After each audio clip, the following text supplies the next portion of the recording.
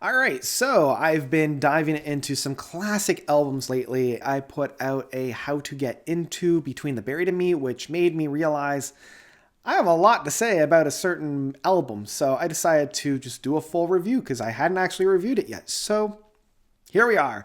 Let's dive in.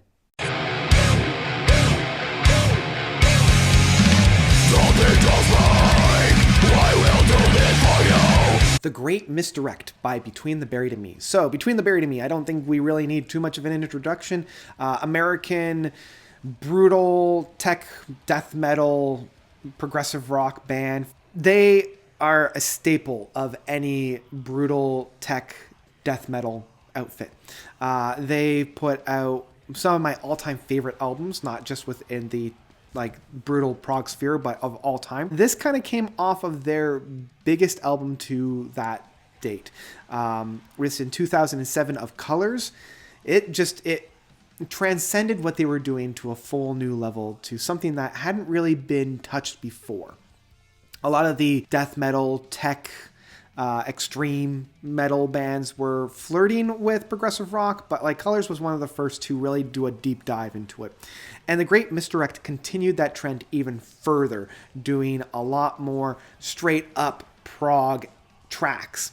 And I just wanted to talk about it. It is my favorite Between the Buried and Me album. It's one that I still love to put on. And even though, unlike Colors and the album that would precede this album of the Parallax, which are concept albums in a narrative story, in that each track bleeds right into the next, this one is more vignettes or islands of stories that are kind of smattering around. So it's much more of a traditional album rather than a concept album. And what I love is how each track has this moment of brilliance in it.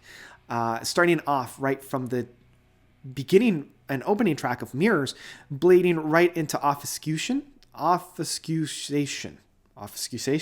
Yeah, sure. The second track. Even though these are kind of the smaller-ish moments on here, they have such a hard punch. And I love where that line of close one eye, step to the side keeps going on and on.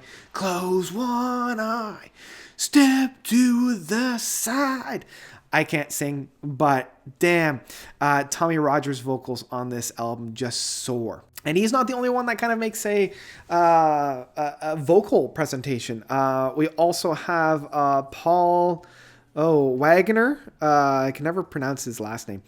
He comes on as the lead singer on Desert of Song. He provides more of a less of a clean and more of a almost grungy country I don't want to say backwoods, but more of a homegrown sound. There's a little bit more of a unpolished finish on his voice when you compare it to Tommy's clean vocals.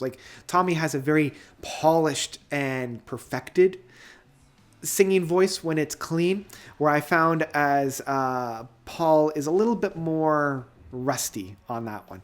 But I still love Desert of Song and how it provides a brilliant palette cleanser between Fossil Guerre Genera and Swim to the Moon. And I'm going to get to these tracks in a bit. I just wanted to really highlight the singing styles on this. Tommy's balance between his brilliant heavenly vocal works in a clean sense, as well as his just brutal growling and yelling, is just off the charts. I just can't praise the man more. And his keyboard work as well is just brilliant. So I've already mentioned a little bit of Obfuscation. The two big highlights for me are Disease, Injury, and Madness, as well as Fossil Genera. Disease, Injury, and Madness, it just hits so hard. And what I love is that brutality, that chaos that resolves near the midpoint, where it just builds up, and then you hear this bass line that's being put down by Dan Briggs with that, and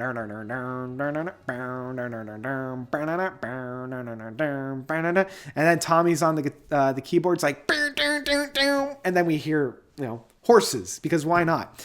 That's one of the things I love. There's this quirky aspect on this album that would get reprised a little bit in later albums, but like it's really quirky on this one. I love it. It's so groovy. It's so happening. It's so happy. It's so bouncing. This is one of the things that really brought me to Between the Buried and Me, is playing these heavy, hard-hitting tracks in the major key. A lot of bands will default into a minor tone and a minor chord because it adds this gnarliness, but playing it in a major key makes it so bouncy and fun that I can't help but love. Even within this, we have this like massive punch to the face of this like la la la la la la. It really has that madness aspect to it. So you have this disease at the beginning, the injury near the middle, and this madness at the end of the track that just like whoosh. Then we come into Fossil Genera, or A Feed from Cloud Mountain.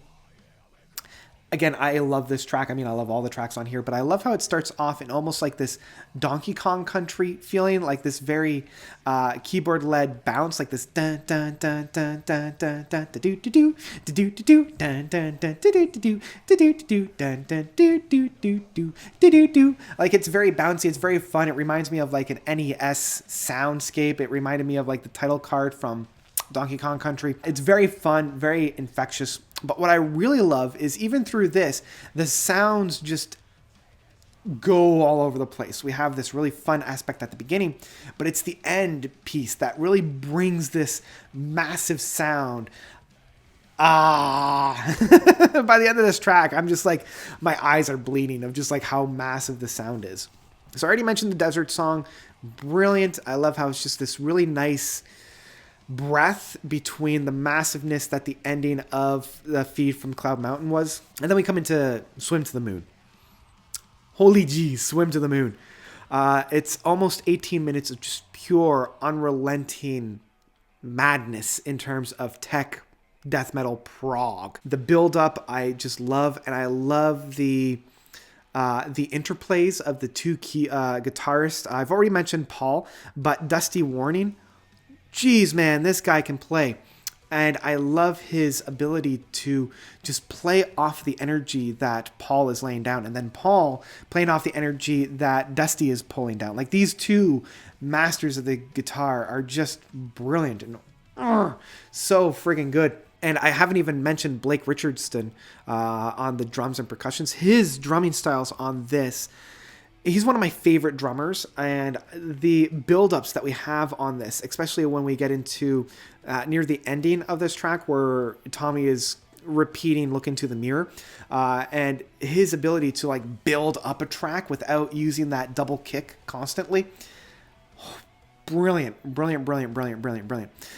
what I also love is within this track, we've got these overlays of guitars, and when we get to the first plateau, it's actually Chuck Johnson doing the vocal works on here, and his screaming provides a new dynamic that has this just release, this cathartic outpour of emotion that is exactly what Swim to the Moon needs. And if we're looking at Swim to the Moon as a prog epic, which it really is, it's just, I know I keep using this word over and over again, but it is brilliance. I love how it's able to build itself up and have that outpour of slide into the water, become one with the sea. I don't know. It transcends. It really does. And a lot of these tracks do transcend the music and become something greater. Like the sum of the parts becomes something massive and amazing. And I love Swim to the Moon. If you haven't already listened to it, it did take me a couple of really sit downs to get into it because it does end pretty abruptly. But once it becomes familiar, damn, is it heavy, especially within that last bit. Ugh, so good. And so that's all I really have to say about The Great Misdirect. It's my favorite Between the Buried and Me album. And I love how juicy, how meaty, how big this album is, without needing to rely on this massive concept to bring this music into something bigger. The music does that for itself. Oh, I haven't actually rated this yet. Well, obviously, The Great Misdirect by Between the Buried and Me is an absolute masterpiece. We're not worthy! We're not worthy! We're not worthy! If you haven't heard it already, please go out and do so. It is just brilliant. And yeah, it was a tumultuous task to follow up a masterpiece that was Colors. And they were able to do it in flying colors. And then they did it one more time with Parallax. So yeah, what did you think of the Great Misdirect? Did you hate it? Did you love it? Whatever you thought, let me know by commenting down below. And if you like what you see and you want to help support me, check out my Patreon. Left link down below. You get early access to some of my bigger videos, as well as a credit in the end sequence right over here. Yeah, you get a shout out on my live streams. So all good things. Even $1 a month really, really goes a long way. It really does. And yeah, that's what I got. Thank you guys so much for watching. As always, you guys are definitely the best. And until next time, notes out.